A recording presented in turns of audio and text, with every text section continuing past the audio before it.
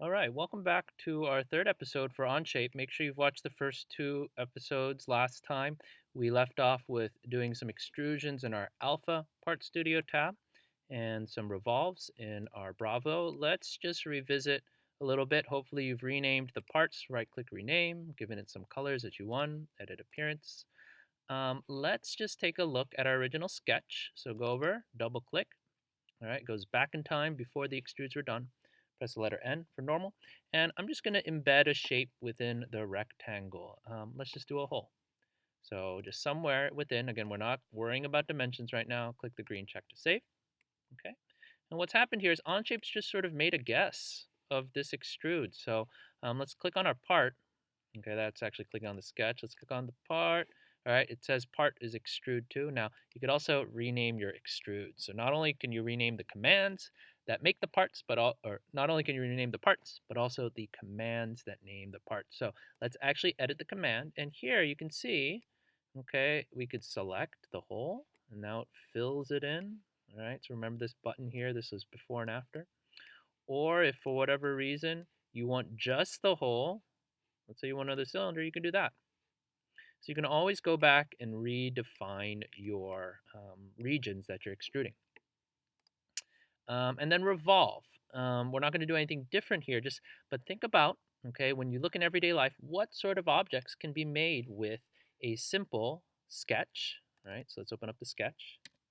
And then it revolves around some central axis, and then you can make different shapes. All right. In other Onshape lessons, I have some pre-drawn shapes for you that you can revolve, but you could actually think about what to make. All right. So what I want to do in this episode is go over the two other main part creation tools, Sweep and Loft. So with good practice, we're going to go bottom, insert new element, create part studio. We're going to call this Charlie because that's that sequence of things. And this time we are going to do this thing called sweep. So again, feel free to pause and take a look, try to understand what it actually does. But I am going to help you out with what it means. So let's do a sketch on the top. And we are going to actually use the origin this time. All right. Let's make a circle. And the center of the circle, I want to make sure is coincident with the origin. So I got that. Click once. Click again. Again, we're not really worried about dimension. Green check to save. And all right. So now, with that being said, or with that done, we are now going to hide the top. And what we're going to do is we're going to create a path. So sweep, or rather extrude, is like a sweep, but it pulls it out in a straight line. So then what is a sweep? A sweep is you take that region and you sweep it along a path. So we created this circle on the top plane. So now we need to create on either of the two other planes a sketch that shares this origin that's some sort of path. So I'm going to do it on the front. I'm going to N for normal. All right, I'm going to make sure I can see my sketch one just so I have a sense of scale. Again, ideally you would have dimensions, but for now we're just sort of playing around here. Now, we're going to go ahead and use the spline tool. This is a bit of an advanced tool, so just follow along in the clicks. Click it. Make sure you're coincident with the origin. Let's say click once. Let's go up a little, and then kind of let it bend, not too much. If you bend it too hard, then it's going to be hard for it to sweep on itself. Let's say about here. All right, now with that other click, press escape, and now you have this curve. Click the green check to save, and we have our two sketches set up. Now with the sweep, let's hide all our planes, P. With the sweep, similar to revolve, we need a region to sweep. And then we need a path to sweep on. So again, click it so it's not red. Select that path. And then now you have this bent part. Pretty cool. All right, so again, you can imagine this gets very advanced, but I just want to show you what this is capable of. All right, once more, create Part Studio. I'm going to right-click, rename, Delta. And what we're going to do here, let's ignore front right. We're going to do Loft. So again, feel free to pause the video to take a look at this for yourself.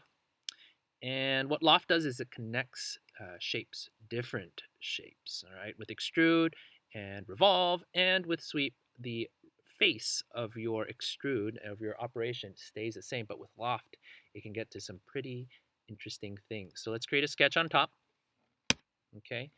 And we're going to do just a couple of simple shapes. So let's say a square or rectangle-ish. And then let's do a circle. Okay. And then let's do a triangle. All right. Again, we're not really worried about particular dimensions. All right. So we're good. Okay, we got that. So now what we're going to do is we're going to create a parallel plane. All right. And remember Alt-C, if you're not sure where to find the plane tool, Alt-C, plane. Okay. Or you see it's here. Okay, plane.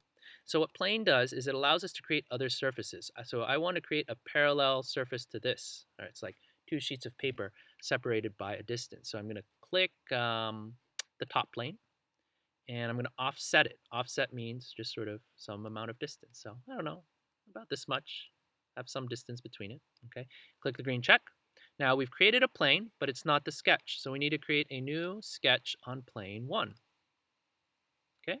So we have sketch 1, sketch 2. So what you could do is create these same shapes pretty quickly, and you're welcome to do that. But what I'm actually going to do is go back into sketch 1, all right, and I'm going to select all my shapes. So you can either do the left to right or right to left. And then you can Command-C to copy. Sometimes I just like to right-click copy just to make sure I did it. Okay, click the check. We went exited. Now I'm going to enter sketch 2. All right, press N for normal. And somewhere, let's say off to the left, I'm going to right-click and paste sketch entities. Now, right now it's the same orientation, and I actually want to rotate it around.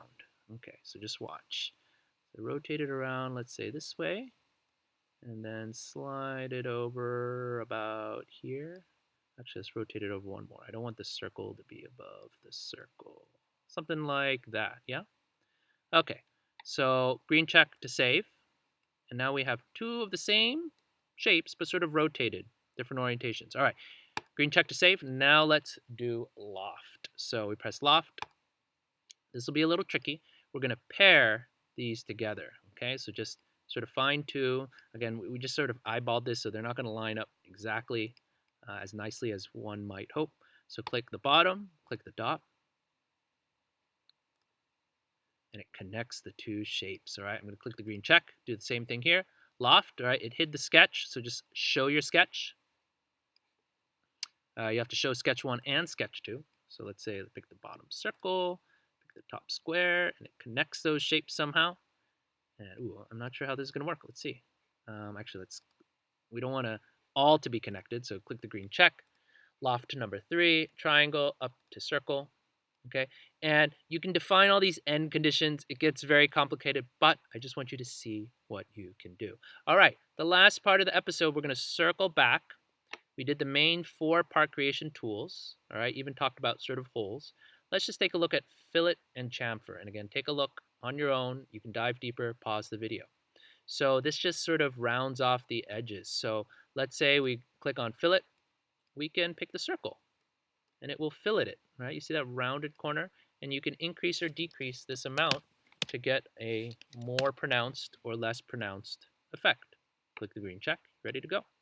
Let's say you wanted to pick, let's say with our blue shape here now, I can hide all these other things if they're being distracting to me. All right, so let's say we have that.